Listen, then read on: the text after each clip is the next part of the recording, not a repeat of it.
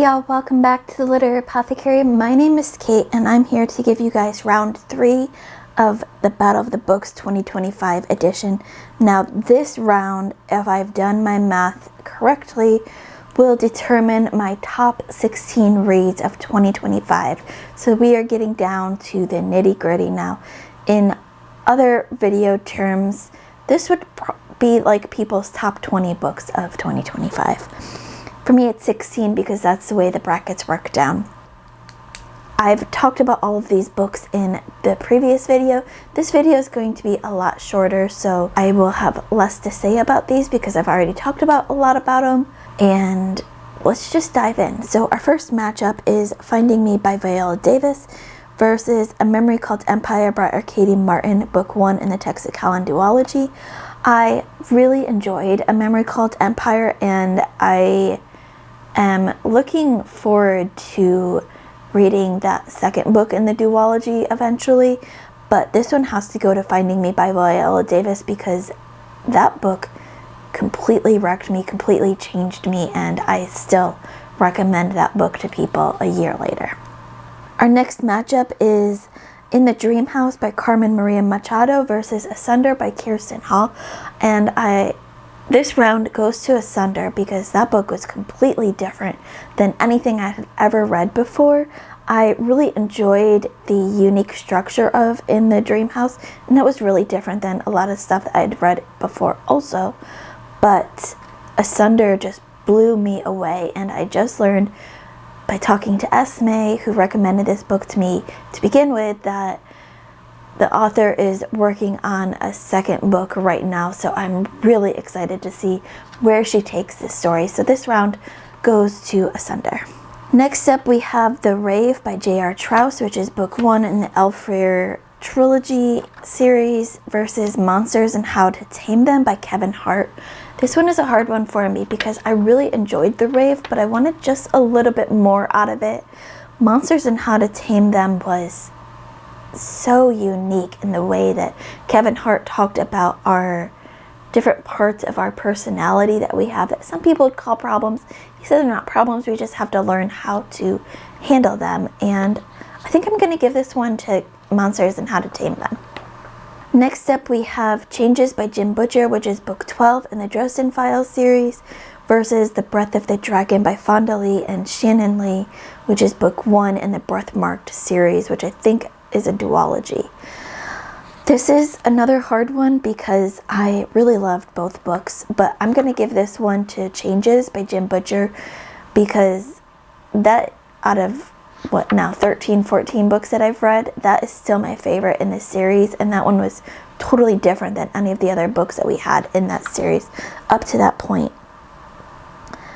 And knowing Fonda Lee, I know that that series or duology is just going to get better as it goes along, so I'm really excited to see where book 2 goes.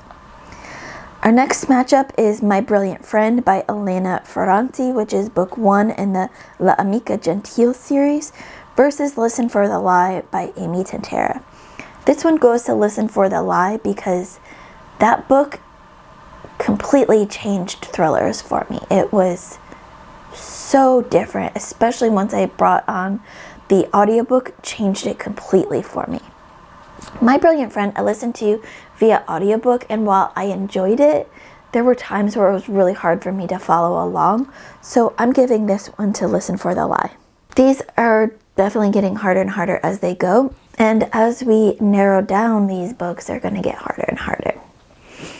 Our next matchup is Witchcraft for Wayward Girls by Grady Hendrix versus Bare-Arsed Banditti, The Men of the 45 by Maggie Craig.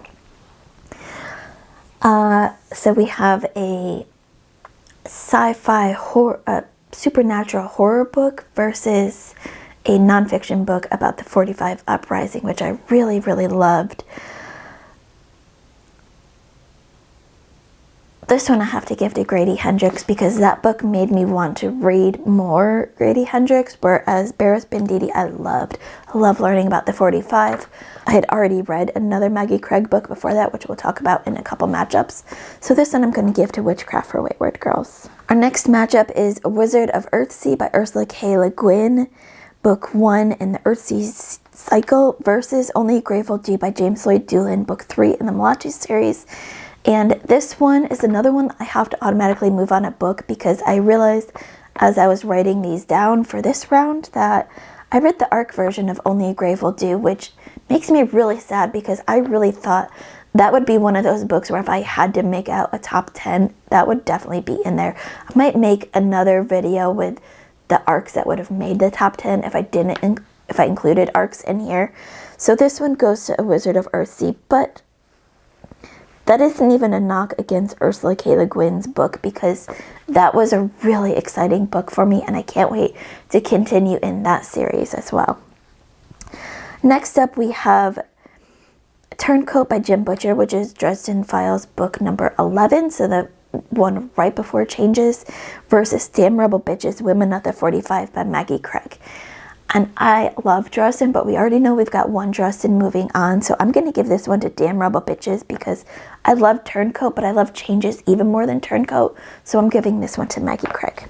Our next matchup is Life, the Universe, and Everything by Douglas Adams, which is book 3 in the Hitchhiker's Guide to the Galaxy series, versus I Give You My Body by Diana Gabaldon, which was a kind of a writing book on how she writes sex scenes, but also had some good tips just for dialogue in general. This one I'm going to give to Life, the Universe, and Everything, because I would reread those books, where probably wouldn't reread I Give You My Body, maybe certain parts of the book, but not the whole book. Our next matchup is The Unwilling by Kelly Braffett, which is book 1 in the Barrier Land series, versus Mad Ship by Robin Hobb, which is book 2 in the Live Ship Trader series. This is a hard one, because while I thought there was some execution issues with The Unwilling, I really enjoyed that story, and I can't wait to see where that series goes. Mad Ship really gave me some of, up till then, Robin Hobb's best writing for me, and really made me more interested in her writing after First Year Trilogy, which was a bust for me.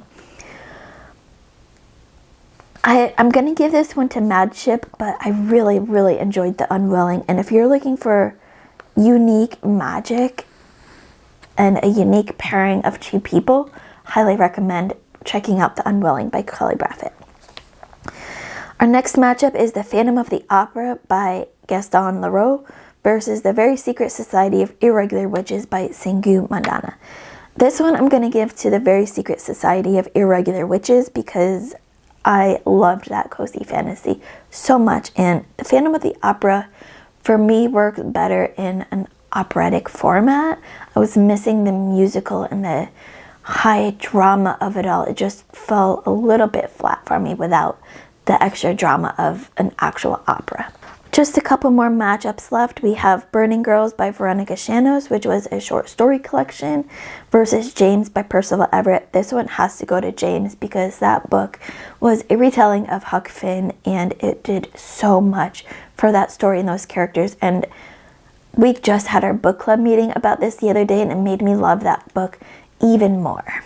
So James moves on to round 4. Next matchup is So Long and Thanks for All the Fish by Douglas Adams, which is book 4 in the Hitchhiker's Guide to the Galaxy series, versus Ghost Story by Jim Butcher, which is book 13 in the Dresden Files series. So Ghost Story comes right after Changes, and So Long and Thanks for All the Fish for me was what would have been the perfect ending to that series if Douglas Adams didn't write book 5. So I'm going to give this one to So Long and Thanks for All the Fish, because that felt like it would have been the perfect ending. Next matchup, we only have 3 matchups left to go. We have Saint's Blood by Sebastian de Castiel, book 3 in the Great Coat series, versus Curse of the Mistwraith by Janny Words, which is book 1 in the Wars of Light and Shadow series. This is a hard one for me, because Saint's Blood is my favorite book in that series, which I'll have a review coming up for that later in this week. But The Curse of the Mistwraith was just totally different. The writing was just so well done. I have to give it to The Curse of Mistwraith, but if you're interested in the Grey Coat series, check out my spoiler-free series review coming later this week on that book. Next matchup is The Winter King by Bernard Cornwell, which is book 1 in the Warlord Chronicles series, versus At the Water's Edge by Sarah Gruen.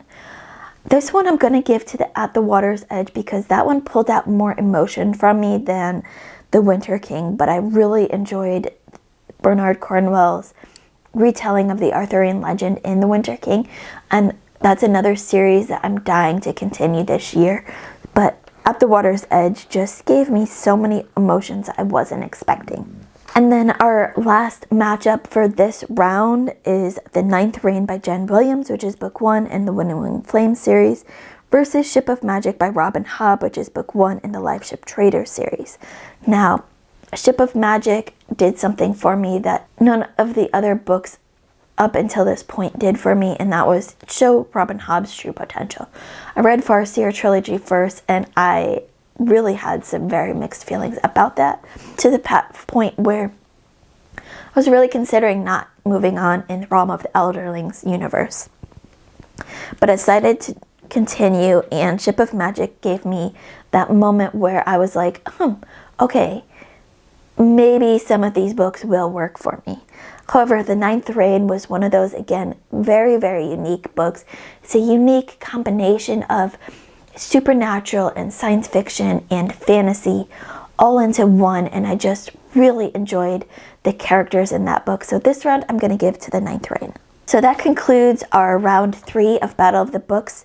To kind of refresh your memory, our top 16 now include Finding Me by Viola Davis, Asunder by Kirsten Hall, Monsters and How to Tame Them by Kevin Hart, Changes by Jim Butcher, book 12 in the Dresden Files, Listen for the Lie by Amy Tintera, Witchcraft for Wayward Girls by Grady Hendrix, A Wizard of Earthsea by Ursula K. Le Guin, Damn Rebel Bitches, Women of the 45 by Maggie Craig, Life, the Universe, and Everything by Douglas Adams, book 3 in the Hitchhiker's Guide to the Galaxy series, Matchship by Robin Hobb, book 2 in the Lifeship Trader series, The Very Secret Society of Irregular Witches by Sangu Mandana, James by Percival Everett, So Long and Thanks for All the Fish by Douglas Adams, book 4 in the Hitchhiker's Guide to the Galaxy series, The Curse of the Mistwraith by Janie Wirtz, book 1 in the Wars of Light and Shadow series, At the Water's Edge by Sarah Gruen, and The Ninth Reign by Jen Williams, book 1 in the Unwilling Flame series. Now, if you missed my other videos coming up to this, I will link them in the description below, as well as last year's and the previous year's top books, the final video in this series. If any of these sound interesting to you, I'm going to try to put them all down in the description below. Last time I didn't have enough room for it, but I think because there's less books, I'll have enough room this time. So check out the links below. If there's not enough room, I'll do what I did last time and put only the books that are moving on. But also message me if you're interested in any of these books. I'd love to talk more about them, and I can link you up with different links that talk about these books. As always, let me know in the description below which choices did you agree with, which ones did you not agree with. Would you be interested in seeing a top arcs I've read last year video where I talk about the arcs that might have made the top 10 if I included arcs in this series? As always, keep reading, and I love y'all to the moon and back. Bye.